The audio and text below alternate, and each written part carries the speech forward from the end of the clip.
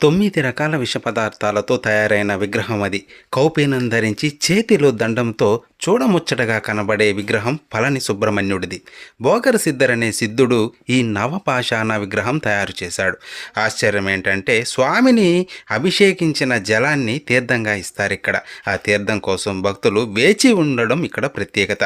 విష పదార్థాలతో తయారు చేసిన విగ్రహాన్ని అభిషేకించిన జలం సేవిస్తే మనపై విష ప్రభావం ఉండదా? మరియు స్వామి తొడ వెనుక భాగం నుండి విభూది రాలుతుంది. దీనిని కుష్ఠరోగులకు ఇస్తే రోగం నయమవుతుంది అంటారు.